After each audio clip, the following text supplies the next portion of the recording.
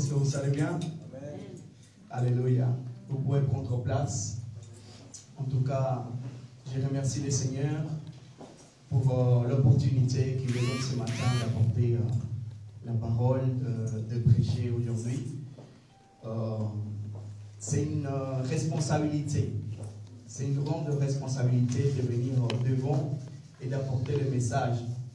En plus de ça, on est sur Internet, donc on peut prendre une petite parole que tu as dit et faire n'importe quoi avec ça. Donc, vraiment, je remercie le Seigneur pour ce privilège et la confiance qu'il me fait, ainsi qu'au couple pastoral, parce que ce n'est pas donné à tout le monde de venir devant et de prêcher devant un public.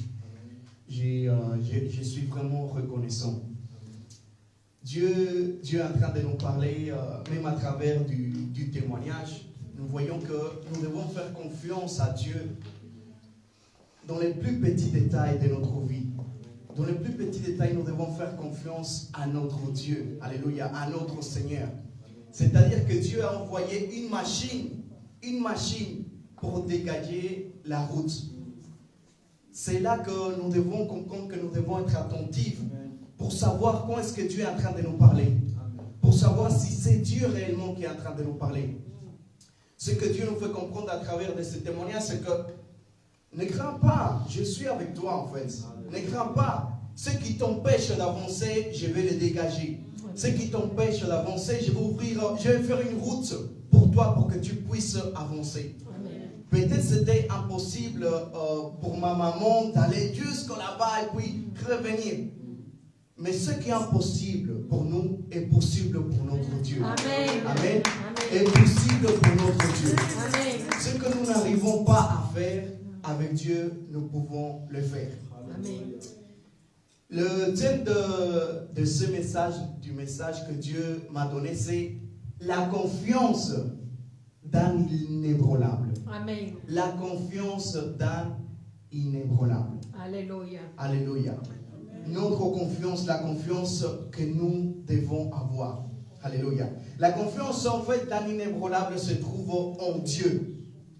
La confiance d'un inébranlable, de quelqu'un qui est déterminant, de quelqu'un qui est immovible, se trouve en Dieu. C'est une confiance en fait qui reste stable malgré les circonstances, malgré les soucis de la vie. Cette confiance reste stable en Dieu, focalisée en Dieu. Parce que sa confiance, c'est ce qui va aider à cette personne à avancer.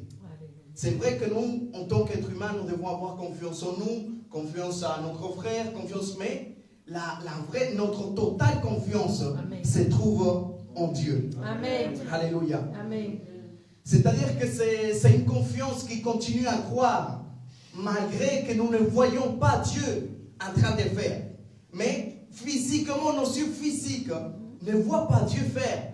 Mais dans le spirituel, Dieu est déjà en train de faire. Amen. Mais grâce à cette confiance qui se trouve en Dieu, alléluia, nous continuons à croire que Dieu va faire. Nous continuons à croire que Dieu continuera à faire dans notre vie.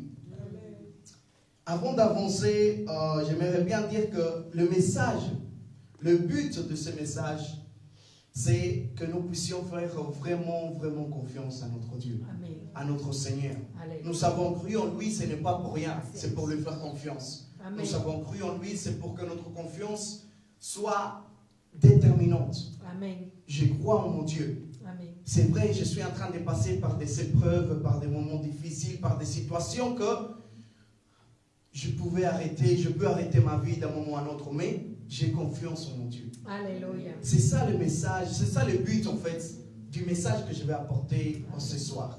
Malgré les souffrances que nous sommes en train de vivre, que nous allons vivre, ou bien que nous avons déjà vécu, cette confiance doit se trouver en Dieu. Amen. Et seulement en Dieu. Amen. Parce que c'est notre confiance en Dieu en fait qui nous maintiendra, va nous maintenir debout. Va nous maintenir déterminants. Alléluia. Amen. Et j'aimerais bien dire par là que tant que Dieu est vivant, personne ne pourra nous détruire. Amen. Tant que Dieu est vivant, personne ne pourra nous arrêter. Amen. Tant que Dieu est vivant, alléluia, personne ne pourra nous toucher. Amen. Et personne. Amen. personne ne pourra nous toucher. Alléluia. Qui va toucher Jésus? Qui va tuer Dieu? Personne ne pourra tuer Dieu. Dieu ne meurt pas. Alléluia. C'est lui qui nous a créés. Alléluia. Avant que le diable puisse faire quelque chose contre nous, puisse nous toucher, il doit d'abord se présenter devant Dieu et demander à Dieu la permission. Nous voyons cela dans le livre de Job. Avant qu'il pense à faire quelque chose contre nous, il doit demander la permission à Dieu. Allons dans 1 Pierre chapitre 5. Alléluia. 1 Pierre chapitre 5. C'est de ce passage qui vient mon message. 1 Pierre chapitre 5 à partir du verset 6. 1 Pierre chapitre 5 à partir du verset 6 nous dit: Humiliez-vous donc sous la puissante main de Dieu, afin qu'il vous élève au moment voulu. Il y a d'autres versions qui disent afin qu'il vous élève au moment fixé. Verset 7. Déchargez-vous sur lui de tous vos soucis, car lui-même prend soin de vous. Soyez sobres, restez vigilants. Votre adversaire, le diable, rôde comme un lion rougissant, cherchant qui dévorer. Résistez-lui avec une foi inébranlable, sachant que les mêmes souffrances sont imposées à vos frères et sœurs dans le monde. Le Dieu de toute grâce vous appelle en Jésus-Christ à sa gloire éternelle. Après que vous serez souffert un peu de temps, c'est-à-dire ce n'est pas éternel, c'est un peu de temps, il vous établira lui-même, vous affirmera, vous fortifiera, vous rendra inébranlable. Amen. Le verset 6, je vais aller verset par verset. Le verset 6 nous dit: Humiliez-vous donc sous la puissante main de Dieu. Nous devons nous humilier sous la puissante main de Dieu, afin qu'il nous élève au moment qu'il a fixé pour nous, au moment qu'il a établi pour nous s'élever, au moment voulu. Cette version dit au moment voulu. C'est-à-dire que Dieu a fixé un moment pour chacune de notre vie pour nous s'élever, pour nous faire grandir, pour nous faire avancer. Il a fixé un temps. Nous voyons avec Jésus, quand il a fait son premier miracle, le premier, nous voyons Marie qui a été vers lui, lui a dit, fais quelque chose en ce moment. Jésus a dit, mon heure n'est pas encore arrivée. D'accord? Mon heure n'est pas encore arrivée. Mais quand l'heure de Jésus-Christ est arrivée, donc quand l'heure des miracles, l'heure de faire des prodiges est arrivée, il a commencé à faire des miracles et des prodiges. D'accord? Donc Dieu, il a fixé un temps dans notre vie pour nous élever, pour nous faire briller, pour nous faire grandir, pour faire de nous la tête. Amen. Et non la queue. Alléluia. Dieu a... Mais en fait, c'est tellement merveilleux. Dieu pense à nous. Il s'est dit non, pour lui, j'ai fixé ce temps-là. C'est-à-dire l'année prochaine, je vais les faire briller. L'année prochaine, je vais les lever. Parce que c'est le moment que j'ai fixé pour lui. Amen. C'est le moment, tu n'as pas de travail cette année, ok. Tu es en train de souffrir cette année, d'accord. Mais l'année prochaine, c'est le moment où je vais te restaurer. C'est le moment où je vais te lever. C'est le moment où je vais prendre soin de toi. Alléluia. Dieu a fixé un temps pour nous. Jean-Baptiste a dit, il faut qu'il grandisse et que moi je diminue. Quand il était en train de parler de Jésus-Christ, Jean-Baptiste était en train de s'humilier sous la puissante main de Dieu. Non, moi je dois diminuer. Moi je dois m'effacer. Mais c'est Jésus-Christ qui doit prendre la place. C'est Jésus-Christ maintenant qui doit aller de l'avant. C'est à lui que nous devons regarder. C'est à lui que nous devons croire. Alléluia. Jean-Baptiste, parce qu'en fait, ce qui s'est passé à ce moment-là, c'est que Jean-Baptiste était quelqu'un de très connu. Il était très connu parce que les gens se déplaçaient pour aller le voir. Et Jean-Baptiste baptisait beaucoup de personnes. Donc, il est devenu une célébrité à ce moment-là. D'accord? Et donc, au moment où Jésus-Christ était en train de faire son entrée, il disait, il ne faut pas me regarder moi. Moi, je suis seulement venu pour annoncer le royaume de Dieu, c'est-à-dire pour éclairer le chemin où nous devons y aller, c'est vers Jésus.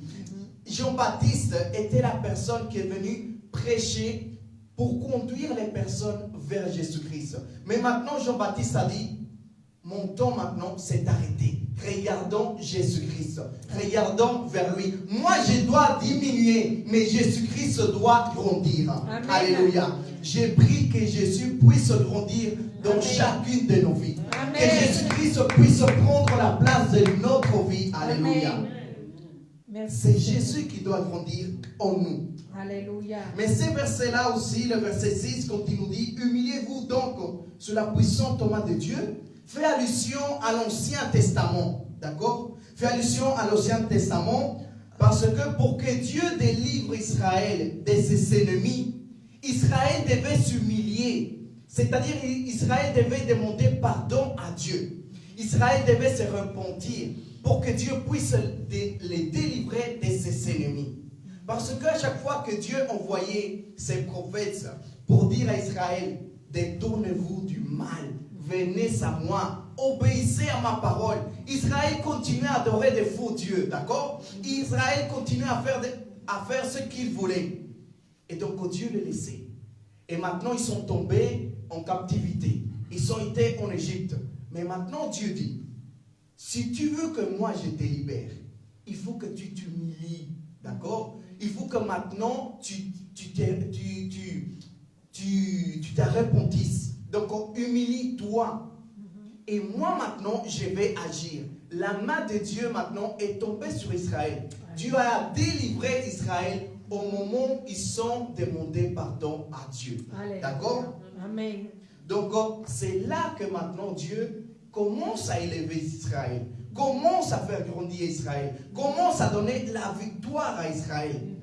Des victoires, il commençait à avancer de victoire en victoire. Amen. Parce qu'Israël a demandé pardon, parce qu'Israël s'est repenti. Donc Dieu a fixé un temps pour nos vies. C'est ce qui nous fait comprendre ce passage.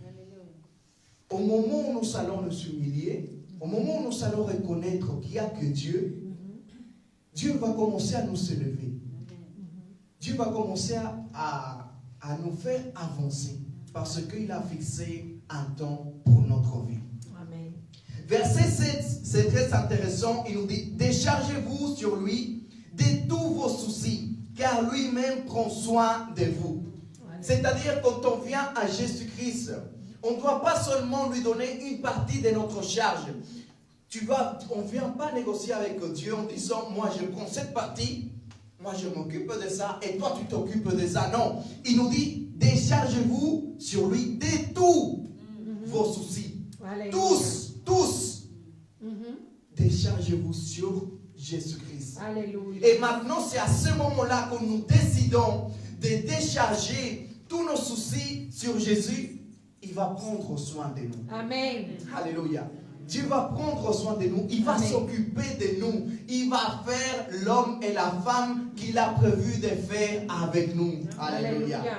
Amen. Il va faire de nous un homme inébranlable. Il va faire de nous, alléluia, une femme inébranlable. Pourquoi? Amen. Parce que nous avons décidé de faire confiance à notre Dieu. Amen. Et de venir devant lui et déposer notre charge. Amen. Alléluia. L'apôtre Pierre, il nous dirige vers la personne idéale pour que nous puissions décharger nos soucis. Matthieu chapitre 11, verset 28 nous dit, venez à moi, vous tous qui êtes fatigués et chargés, et je vous donnerai du repos. Numéro 1, Dieu fait l'appel, venez à moi. Donc Dieu lance un appel, viens, d'accord? Viens à moi. C'est lui-même qui prend l'initiative, alléluia, de nous appeler. Amen. Voilà pourquoi quand nous allons vers les païens, vers les personnes qui ne croient en Jésus, qui ne croient pas en Jésus, nous leur prêchons l'évangile, nous leur parlons de Dieu, mais cette personne n'écoute pas. Cette personne décide de rester à sa place, de ne pas croire en Dieu. Parce que cette personne est morte spirituellement parlant. Donc, seulement quand Jésus fait l'appel, cette personne qui est morte peut ressusciter. D'accord? Nous, qu'êtres humains, nous pouvons parler à mort. Cette personne ne va jamais nous entendre. Cette personne ne va jamais ressusciter. Mais quand le fils de David, alléluia, quand le Seigneur dit une parole et il dit Lazare sort, Lazare doit sortir, alléluia. Même si Lazare est mort depuis 4 jours, depuis 5 jours, quand Jésus dit une parole, Lazare doit écouter, alléluia. Quand un païen n'écoute pas et que nous lui prêchons la parole de Dieu, nous lui prêchons, mais quand Jésus-Christ vient et il lui dit c'est le moment que j'ai fixé pour toi, pour que tu viennes à moi, pour que tu décharges, alléluia, tous tes problèmes devant moi, cette personne doit écouter. Cette personne doit venir. Voilà pourquoi nous entendons, nous écoutons beaucoup de témoignages qui nous disent, je ne sais pas comment j'ai fait pour être ici dans l'évangile. Bah, pour une fois, j'ai visité l'église, j'étais derrière, et puis tout d'un coup, je me suis retrouvé devant. Donc, ce n'est pas par eux-mêmes, c'est Dieu en fait qui l'amène à eux. Dieu aujourd'hui nous fait un appel. Venez à moi. Amen. Déchargeons-nous, alléluia, sur Jésus-Christ. Il prendra soin de nous. Il prendra soin de nous. Alléluia. C'est lui qui prend soin de notre cœur. C'est vrai, on nous a blessés. C'est vrai, on nous a maltraités. C'est vrai, on ne nous a pas honorés. Mais c'est Jésus qui va guérir notre blessure. Amen. C'est Jésus, alléluia, qui va prendre soin de nous. Amen. C'est Jésus qui va enlever notre préoccupation. Amen. C'est Jésus qui va enlever notre tristesse. Amen. C'est alléluia. Jésus, alléluia, et seulement lui. Amen. Merci Seigneur. Merci. Nous voulons aller vers toi, Éternel. Alléluia. Pour que tu prennes soin de notre vie. Merci, Jésus. Verset 8 nous dit, soyez sobres, restez vigilants.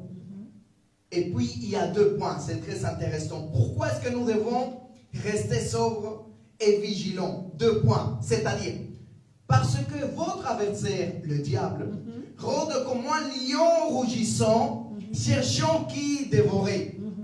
Il rôde comme un lion rougissant, cherchant qui dévorer. Si nous sommes éveillés à notre identité en Christ Jésus, le diable fera seulement que rôder autour de nous, d'accord? Le diable fera seulement que faire du bruit autour de nous, mais il ne pourra pas nous toucher parce que nous sommes éveillés à notre identité en Christ Jésus. Amen. Ok, qu'il fasse du bruit autour de nous, qu'il rôde autour de nous, mais cela ne veut pas dire qu'il pourra nous toucher. Voilà pourquoi les ennemis font toujours du bruit, mais ils ne peuvent pas nous toucher. Les ennemis, ils vont toujours faire du bruit. C'est du marketing, en fait. Mais ils ne pourront pas nous toucher. Amen. Parce que nous allons lui résister. Alléluia. Le seul moyen de vaincre l'ennemi, c'est de lui résister. Voilà pourquoi quand le diable est venu vers Jésus-Christ, alléluia, au moment de la tentation que Jésus a jeûné et prié durant 40 jours, Jésus a résisté par la parole. En résistant le diable, il va fuir loin de nous. Amen. Très, très loin de nous. Amen. Alléluia. Le chrétien est une personne qui a confiance en lui-même et c'est quelqu'un qui doit appliquer en même temps tous ses efforts et toute sa vigilance pour vivre conformément à la parole de Dieu. Donc, nous faisons l'effort d'écouter, d'obéir à la parole de Dieu, afin de rester vigilants, afin que le diable ne fasse ce qu'il veut faire avec notre vie. Alléluia. La seule façon d'être construit, que notre vie soit construite sur les rochers, c'est en obéissant à la parole de notre Dieu. Et le diable ne pourra jamais rien faire contre nous. Ne pourra pas. Parce que nous sommes fondés sur le rocher. Nous avons construit sur le rocher qui est Jésus-Christ.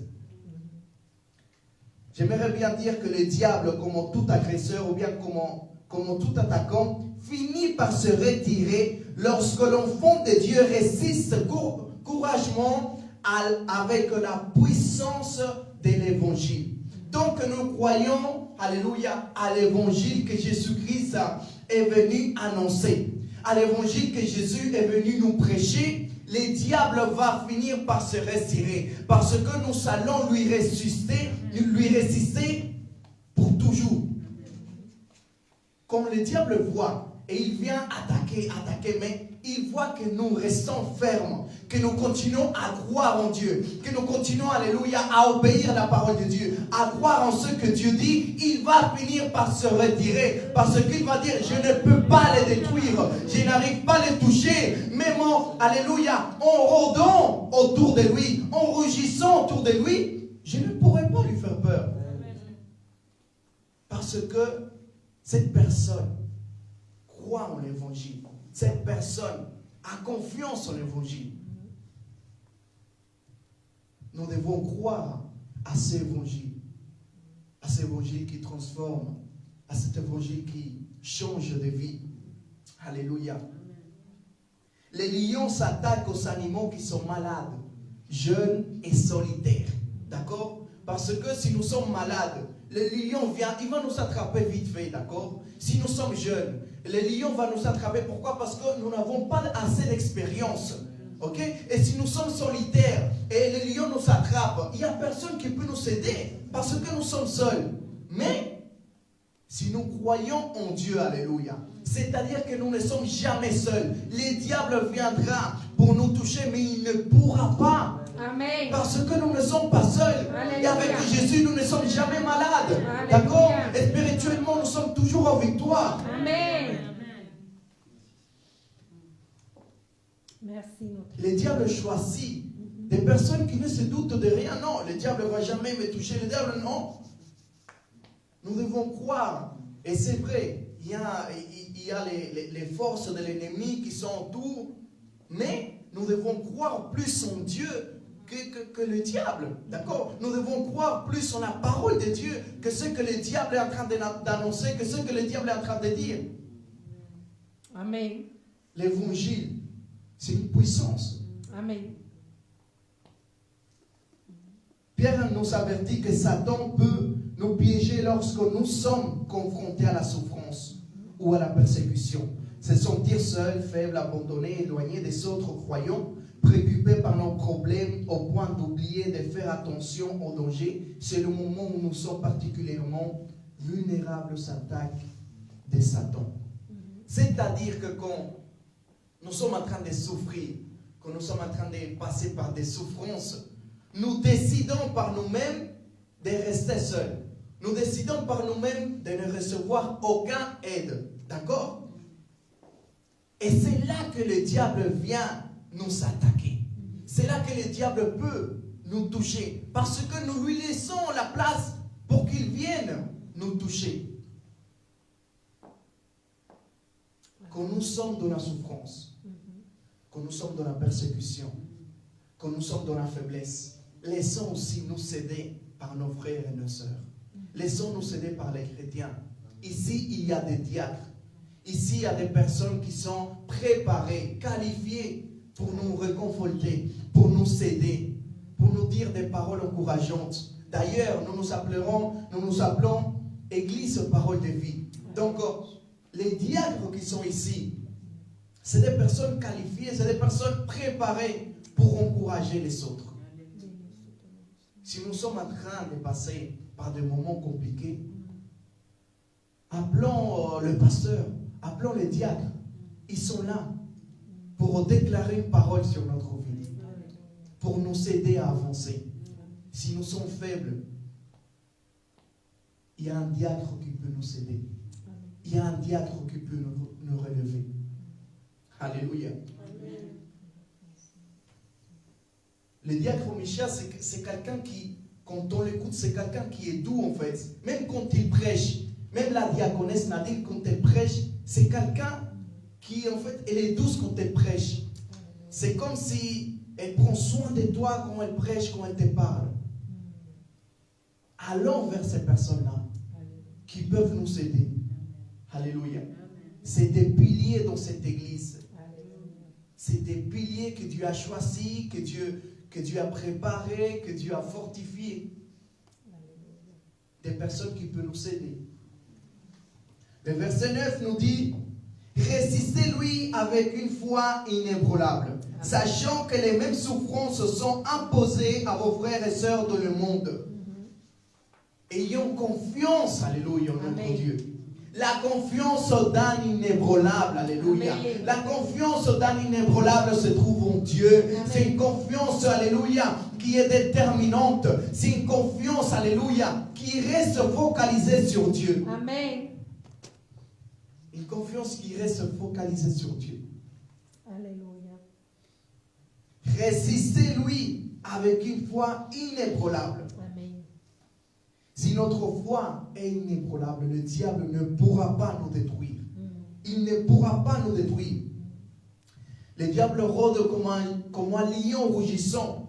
Mais nous devons, alléluia, croire en Jésus-Christ qu'il va nous garder. Amen. Si je passe par des souffrances, nous devons croire en Jésus-Christ, alléluia, qui va me consoler. Amen. Si je pleure, alléluia, que je n'arrive pas à avancer dans ma vie privée, je crois en Jésus-Christ qui me fera avancer, alléluia, qui fera de moi la tête, qui fera, alléluia, une personne forte. Amen. Nous sommes des êtres humains et c'est normal que nous passions par des moments compliqués. Alléluia. Et c'est la parole de Dieu nous le dit. Ce n'est pas seulement nous. Il nous dit, sachant que les mêmes souffrances sont imposées à vos frères et sœurs dans le monde. Et seulement pourquoi? Parce que nous croyons en Jésus. Parce que nous suivons Jésus. Parce que nous avons décidé de lui donner notre vie. Afin que ce soit lui qui les gère. Maintenant, le diable commence à nous faire souffrir. Mais cela ne veut pas dire que cela va nous détruire. D'accord? Que cela va nous détruire. Non. Nous croyons en Dieu. Amen. Il faut que notre foi reste ferme. Amen. Que notre foi, alléluia, reste déterminante. Amen. Et personne pourra arrêter cette foi. Alléluia. Le verset 10 nous dit, le Dieu de toute grâce vous a appelé en Christ Jésus à sa gloire éternelle. Après que vous aurez souffert un peu de temps, d'accord? Il vous rétablira lui-même, vous affirmera, vous fortifiera, vous rendra inébranlable. Amen. Notre souffrance, le temps difficile par lequel nous passons, le verset 10 nous dit que après que vous aurez souffert un peu de temps, c'est-à-dire que le moment compliqué que nous passons, c'est seulement un peu de temps. Mais maintenant, comprenons bien, la parole de Dieu ne nous dit pas que ce peu de temps-là, ça veut dire 3 mois, ça veut dire 5 mois, ça veut dire une année. Il nous dit seulement un peu de temps. D'accord? Donc la souffrance que nous pouvons avoir, ou bien par lesquelles nous pouvons traverser, ça va durer seulement un peu de temps. C'est seulement un peu de temps. Et en plus c'est ça, la souffrance par laquelle nous traversons, c'est pour que Dieu nous rétablisse. C'est-à-dire quand quelqu'un est brisé, d'accord, ou bien quand quelqu'un a des blessures, avant cette blessure, elle n'était pas là. C'était une personne normale. Mais maintenant, cette personne est blessée, cette personne est brisée. Mais quand la parole de Dieu dit qu'il nous rétablira, c'est-à-dire qu'il va nous rendre à notre état initial, comme on était avant, d'accord? Avant, on n'avait pas de blessure. Et c'est à cet état-là, là où il n'y a pas de douleur, là où il n'y a pas de souffrance, que notre Dieu va nous rendre de cette façon. Alléluia. Alléluia. Notre souffrance en Christ Jésus n'est pas éternelle. Alléluia. Nous pouvons souffrir, mais cela c'est seulement pour un peu de temps. Amen. Et comparé à l'éternité, c'est seulement pour un peu de temps. Amen. Combien de temps nous pouvons aller vivre ici sur terre? Entre 80 et 90 ans. Mais nous n'allons jamais souffrir durant 90 ans. 5 ans, 300, peut-être un mois, 2 mois. C'est un peu de temps. Amen. Et en plus de ça, c'est pour nous perfectionner en Christ Jésus. Amen. Alléluia. C'est pour nous rendre inébranlables. Amen. C'est pour que notre confiance se trouve en Dieu. Amen. Et seulement en lui. Alléluia. Alléluia. En fait, lorsque nous souffrons, nous savons parfois, et ça c'est vrai, l'impression que cette souffrance ou bien que cette douleur ne va jamais s'arrêter. Et que ça va durer des années. Non. Cette souffrance, c'est seulement pour un peu de temps. Cela ne va pas durer éternellement. Alléluia. Cela ne va pas durer éternellement. C'est seulement pour un petit temps. La confiance dans l'inébranlable, c'est une confiance, alléluia, que personne peut changer, ni personne changera. Parce que c'est une confiance qui se trouve en Dieu, en notre Dieu. Alléluia.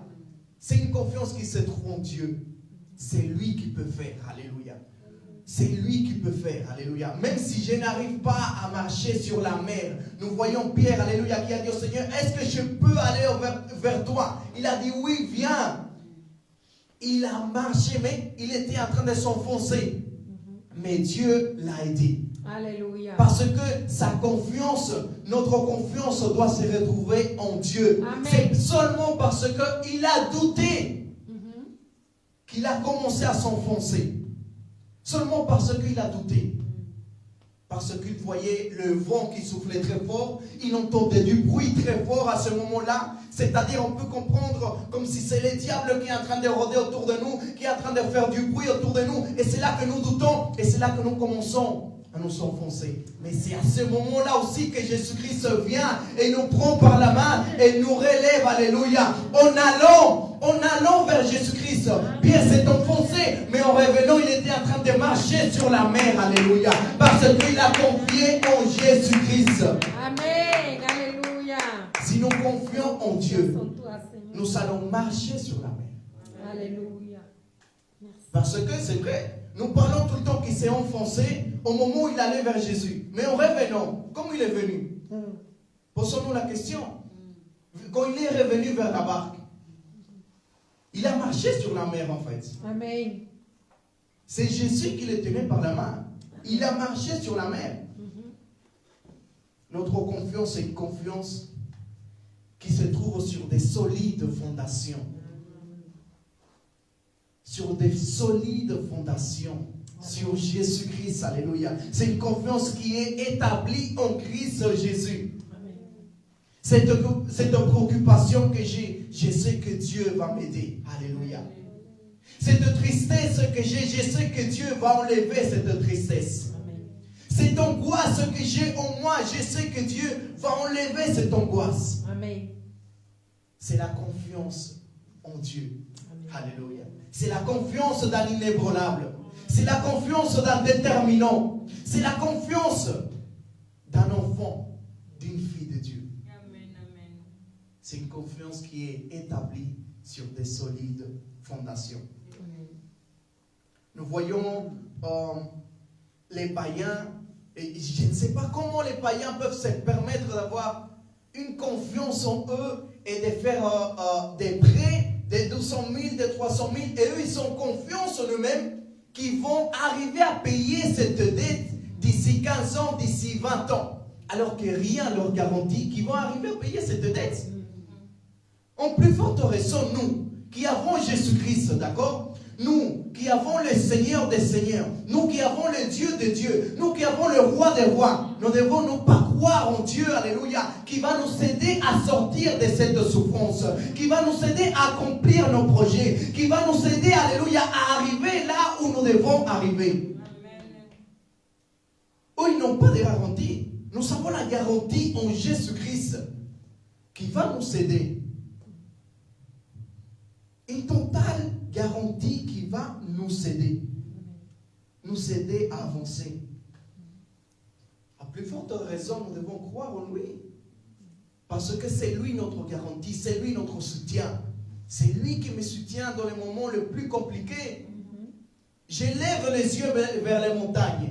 D'où me viendra le secours? Donc, c'est-à-dire qu'en fait, dans les montagnes, à ce moment-là, c'est là que les païens adoraient les faux dieux. D'accord? Adorer les faux dieux, c'était en fait vers les montagnes parce que c'est là qu'il se trouve un peu la spiritualité. D'accord? Et donc, nous voyons David qui dit, je lève les yeux vers les montagnes. C'est-à-dire, si je commence à adorer les faux dieux là, est-ce que je vais retrouver mon soutien là-bas? Mais il s'est dit non, écoutez bien, j'élève les yeux vers les montagnes. D'où est-ce que viendra réellement le secours? Est-ce que c'est des montagnes ou bien du ciel? D'où est-ce que viendra le secours? Il nous dit, mon secours viendra de l'Éternel. Il viendra de mon Dieu. C'est-à-dire les montagnes, c'est vrai, c'est grand, c'est énorme. Mais il y a quelqu'un qui est plus grand que les montagnes. Amen. Alléluia. Et c'est de là qu'il viendra mon secours à moi. Amen. Et j'ai confiance à ce Dieu-là qui va m'aider. J'ai confiance. C'est de là réellement qui vient mon secours. C'est de là réellement qui vient mon aide. C'est de là réellement qui vient mon soutien. Et j'ai confiance qu'il va m'aider. À ce moment-là, David était en train de passer par des moments très difficiles. Des théologiens disent en fait que David était en train d'être persécuté par Saül à ce moment-là.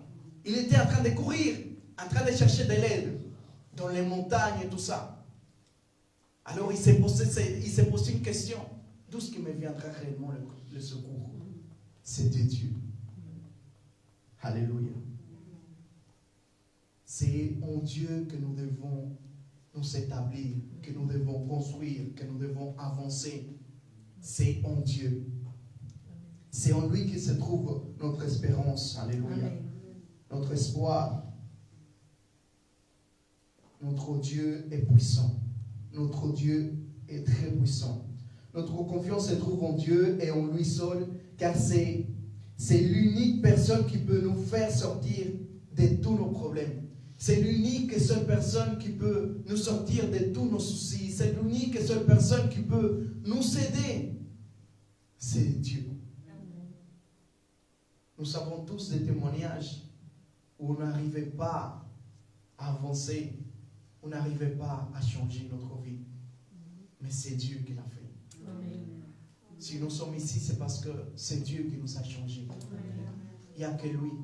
Notre confiance se trouve en Dieu. Amen. Il n'y a que lui qui peut nous restaurer. Il n'y a que lui qui peut nous délivrer. Amen. Il n'y a que lui. Amen. Nous allons lire un passage qui se trouve dans Jérémie 17. Alléluia. Jérémie 17, verset 5. Verset 5 à 10. Jérémie 17, verset 5 à 10, la parole de Dieu nous dit: voici ce que dit l'Éternel, maudit soit l'homme qui fait confiance à ce qui est humain, qui prend des créatures pour appui et qui détourne son cœur de l'Éternel. Il est pareil à un génivré dans la plaine. Il ne voit rien venir de bon. Il habite les endroits brûlés du désert, une terre salée et sans habitants. Béni soit l'homme qui fait confiance à l'Éternel. Qui fait confiance à qui? À l'Éternel. Et qui place son espérance en lui. Il ressemble à un arbre planté près des eaux et qui étend ses racines vers les cours d'eau. Il ne s'aperçoit pas de la venue de la chaleur et son feuillage reste vert. Lors d'une année de sécheresse, il ne redoute rien et il ne cesse pas de porter du fruit. Verset 9. Le cœur est tortueux plus que tout et il est incurable. Qui peut le connaître? Moi, l'Éternel, j'explore le cœur, j'examine les reins pour traiter chacun conformément à sa conduite au fruit de ses agissements. Alléluia. Le verset 5 qui nous dit: maudit soit l'homme qui fait confiance à ce qui est humain. Maudit soit l'homme qui fait confiance à ce qui est humain. Est-ce que nous ne devons pas faire confiance à notre frère ou bien à notre sœur? Oui. Mais en fait, à ce moment-là, Dieu était en train de parler au peuple d'Israël. Pourquoi tu fais confiance à des nations étrangères? Tu fais confiance, alléluia, à un étranger. Tu penses qu'eux, ils vont venir te sauver. Tu penses qu'eux vont venir te délivrer. Là, on est en train de parler du salut. Parce que les autres nations, et les Égyptiens et tout ça, venaient captiver le peuple d'Israël. D'accord? Ils venaient le prôner et ils devenaient des esclaves. Mais Dieu se dirige à eux en parlant à Jérémie et il lui dit, maudit soit l'homme qui met sa confiance sur un être humain. D'accord? Parce que ce n'est pas l'être humain qui va te sauver. Notre salut se trouve en Jésus-Christ. C'est lui qui peut nous sauver. Alléluia. C'est lui qui peut nous sauver de tout danger. De tout danger. Nous sommes des brebis. D'accord? Nous sommes des brebis. Et c'est Dieu seulement qui peut nous sauver de tout danger. Combien de personnes ne sont pas mortes avec un fusil sur lui, avec un couteau sur lui, en croyant que ce couteau ou bien ce fusil-là allait le sauver au moment où le danger allait arriver dans sa vie. Mais c'est Dieu en fait qui nous sauve. C'est Dieu qui nous garde. C'est Dieu qui nous protège. C'est en lui que nous devons placer toute notre confiance. Amen. Toute notre confiance, c'est en Dieu. Amen. Alléluia. En Dieu et en Dieu seul. Amen.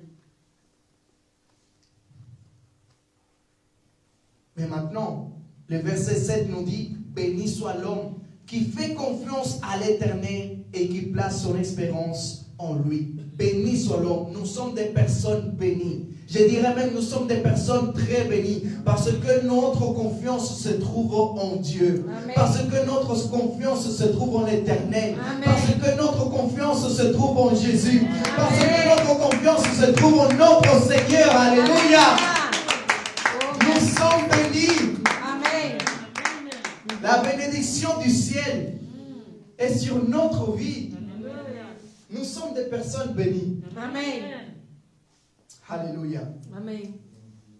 Mais c'est nécessaire que nous passons, chacun de nous, par des moments compliqués, par des moments difficiles. Parce que c'est là que Dieu va nous rétablir. C'est là que Dieu va nous aider. C'est là que Dieu nous rendra inébranlables. Amen. C'est nécessaire que nous passons par des problèmes. C'est nécessaire. C'est pour notre bien. Amen. C'est pour que nous puissions faire confiance en notre Dieu. Pourquoi Dieu, posons-nous la question, pourquoi Dieu n'a pas donné la manne au peuple d'Israël durant, par exemple, parce que la manne tombait chaque jour. Et donc, le peuple d'Israël devait prendre la manne seulement pour ce jour-là et la manger. Il ne pouvait pas prendre beaucoup de manne pour la garder pour le lendemain, non. C'était seulement pour ce jour-là. Et pourquoi Dieu n'a pas décidé, non, aujourd'hui c'est lundi, je vais donner beaucoup de nourriture afin qu'ils puissent se garder pour toute la semaine. Alléluia. Pourquoi? Parce que Dieu voulait que le peuple d'Israël puisse avoir confiance sur lui. Afin qu'ils se disent, aujourd'hui on a déjà mangé, mais demain qu'est-ce qu'on va manger? J'ai confiance en Dieu que demain aussi je vais manger. Amen. De la même façon que j'ai trouvé de la nourriture aujourd'hui et que j'ai pu manger, demain aussi l'Éternel fera. Et il fera tomber la manne sur ma vie. Amen. C'est pour que la confiance des Israélites puisse rester stable. Amen. Puisse rester focalisée sur Dieu. Amen. La manne tombait chaque jour. Pourquoi Dieu ne nous donne assez d'argent pour vivre 50 ans? Pour que nous puissions lui faire confiance. Pourquoi Dieu ne nous donne assez d'argent pour payer la maison? Pour que nous puissions lui faire confiance. Amen. Seigneur, j'ai confiance en toi que le mois prochain, je pourrai payer la maison. C'est pour que notre confiance soit sur lui et sur lui seul. Amen. Est-ce que nous pouvons nous lever, nous allons prier? Amen. Alléluia. Merci. Notre confiance doit se trouver en Dieu. Et en Dieu seul. Amen. En Dieu seul. Alléluia. Il nous fera grandir notre confiance. La confiance d'un inébranlable se trouve en Dieu. La confiance d'un inébranlable se trouve en Dieu. C'est Dieu qui nous délivrera. C'est Dieu qui va nous aider. C'est Dieu qui va nous faire avancer. Alléluia. Si aujourd'hui on n'arrive pas à avancer, si aujourd'hui on n'arrive pas à trouver notre percée, Dieu va nous aider parce que notre confiance se trouve en lui. Notre libération se trouve en Jésus-Christ. J'ai confiance en toi, éternel mon Dieu. J'ai confiance en toi, Seigneur, alléluia, que tu vas me faire avancer. C'est en lui que se trouve ma totale confiance. En Dieu seul. C'est lui qui nous a appelés à décharger tous notre soucis sur lui. Et il prendra soin de nous. Et il prendra soin de nous. Éternel mon Dieu, je veux te remercier. Te remercier pour ce moment. Te remercier pour ta sainte parole. Il n'y a que toi, Seigneur, alléluia, qui peut nous rendre inébranlables. Et j'ai confiance en toi. N'importe les souffrances, les complications, les soucis de la vie, ma confiance restera, Seigneur, déterminée et stable sur toi. Mes yeux sont fixés sur toi, Seigneur. Et je crois que tu me délivreras. Tu prends soin de ma vie. Tu prends soin de moi. Tu prends soin, Seigneur, alléluia, de ma famille. Tu prends soin de l'Église. Rien ni personne pourra nous toucher ni nous détruire. Le diable pourra rougir, rôder autour de nous. Mais tant que tu ne décideras de donner la permission au diable de nous toucher, il ne pourra pas nous toucher. Nous sommes des enfants. Et si jamais le diable nous touche, il ne pourra pas nous détruire. Parce que nous avons la confiance en toi, que c'est seulement pour nous perfectionner. Que ton nom soit loué. Que ton nom soit élevé au milieu de ton peuple. Bénis-nous, bénis chacun de nous. Seigneur, que nous puissions réfléchir à cette parole, méditer à cette parole et comprendre ce que tu as à nous dire. Par le nom puissant de Jésus-Christ, Amen. Est-ce que nous pouvons acclamer à notre Dieu?